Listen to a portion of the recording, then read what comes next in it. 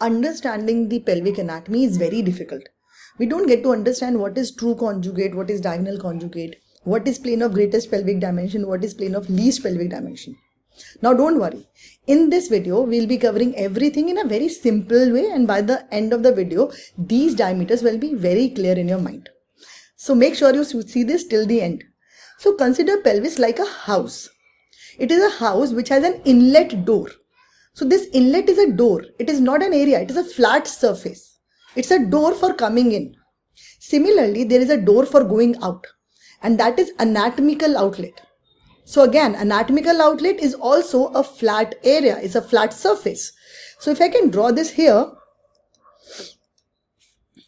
this is somewhat is inlet, which is a flat inlet door, which is a flat two-dimensional area, and this is an outlet. And between this is the pelvis. This house has two rooms. So if it has two rooms, it has got to have a wall in between. That wall is a smaller wall. This wall is again a two-dimensional area, and that is the plane of least pelvic dimension. So between inlet and anatomical outlet is a plane of least pelvic dimension, which divide this house into two rooms. One room is the between these two. This room is called as cavity. Why I have drawn this shape, that I'll tell you. So this is cavity between inlet and plane of least pelvic dimension. Between plane of least pelvic dimension and anatomical outlet, this is your again different room, and that is the obstetrical outlet. So this is clear. We have 3 diameters and we have 2 rooms. Now this cavity, this room, the first room is a bigger room. If you ask what is the central part, what is the plane of this room? No, every room has a plane which describes it in overall generality. So every room has a plane which describes it overall. So this room, this cavity has its own plane which shows how wide the cavity is. So this plane is the plane of cavity, and this is a huge plane and called as plane of greatest pelvic dimension.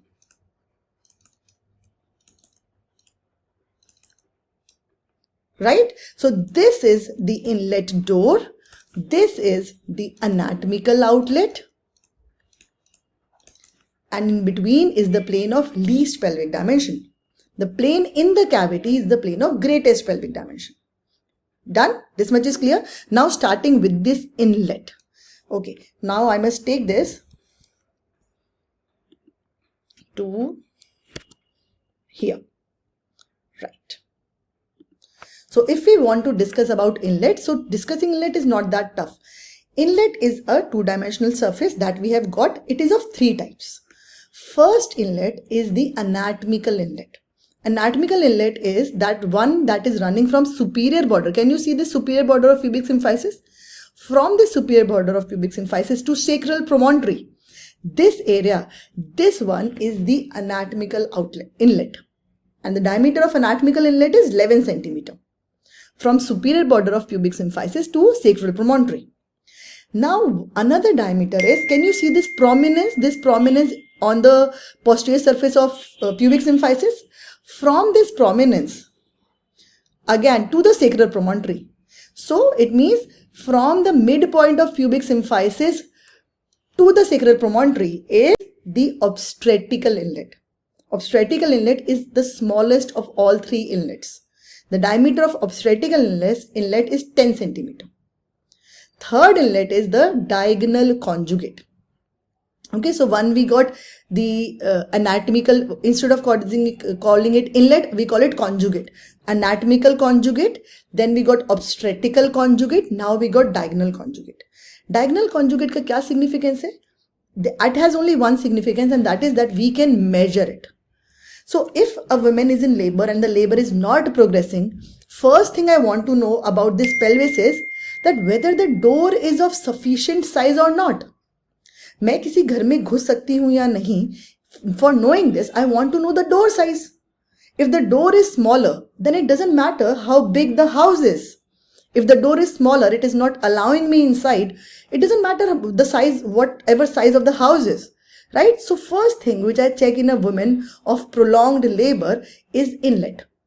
Now I cannot check the anatomical conjugate and the obstetrical conjugate. I cannot measure them. What I can measure is diagonal conjugate, which is from this lower border of pubic symphysis to sacral promontory. I can measure this, and that is the only significance of this diameter. If I do PV in this women, this part of the hand will be on the lower border of pubic symphysis, and this will reach inside till the sacral promontory. If I can keep my finger wherever it has reached in the lower border and can bring it out, I can measure this distance. This distance from lower border of pubic symphysis to sacral promontory will be the diagonal conjugate. I can measure it.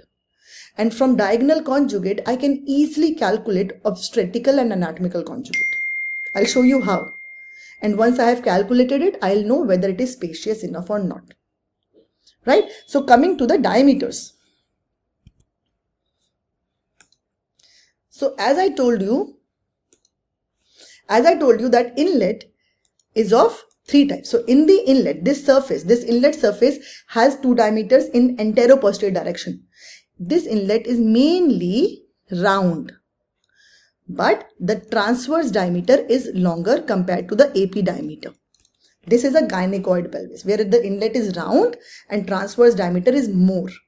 The AP diameter can be of 3 types. One I discussed was the anatomical conjugate. The diameter of anatomical conjugate was 11 centimeter. Then obstetrical conjugate from behind the posterior surface of pubic symphysis to sacral promontory, 10 centimeter. What I can measure is diagonal conjugate is something which I can measure, and it is almost 12 centimeter. How can I calculate? Diagonal conjugate minus 1.5 to 2 centimeter is your anatomical conjugate. Diagonal conjugate minus 1.2 centimeter is your obstetrical conjugate. So whenever I can measure diagonal conjugate, I can easily get the value of these two. I can know whether the door is roomy enough or not for the baby to enter. The transverse diameter is always the longest, and it is 13 centimeter. Right? Okay. So inlet, AP diameter, 3 types: diagonal conjugate, obstetric conjugate, anatomical conjugate, and the transverse diameter is from one pelvic brim to another pelvic brim, that is 13 centimeter. Talking about the plane of least pelvic dimension, coming back to the picture. Plane of least pelvic dimension, it runs from the posterior surface, this posterior surface of pubic symphysis, to the tip of sacrum, that is S5. That is the plane of least pelvic dimension.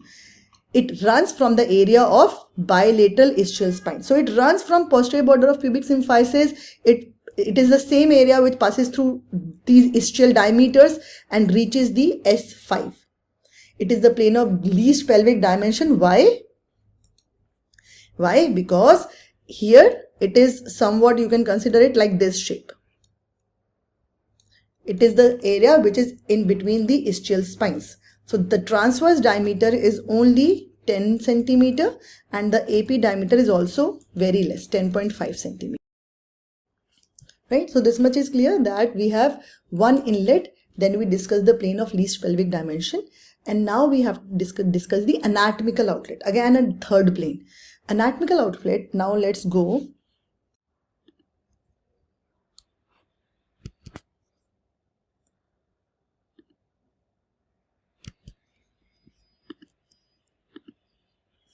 Yes. So anatomical outlet runs from lower border of pubic symphysis to the coccyx. So that is this plane. Anatomical outlet is from lower border of pubic symphysis to the coccyx. Now, again, it also has a AP diameter. The transverse diameter of anatomical outlet runs from one ischial tuberosity to the another one. Going back to our page, yes. So anatomical outlet is more of a diamond shaped structure. So it is a diamond shaped structure where it runs from the lower border of pubic symphysis to the coccyx. Now when in labor, when the coccyx is pushed back, it is almost 13.5 centimeter. when the coccyx is pushed back. But when its coccyx is in its position, you have to subtract almost 2.5 centimeter from it. So see, coccyx when it is being pushed back, the diameter changes by 2.5 centimeter. The distance between two ischial tuberosities, this distance is almost 11 centimeter. That is the anatomical outlet. Now the area between plane of least pelvic dimension and anatomical outlet is the obstetrical outlet. Again, this is a cavity. This is a space. So these are the diameters which are frequently asked. Let's revise what we have discussed.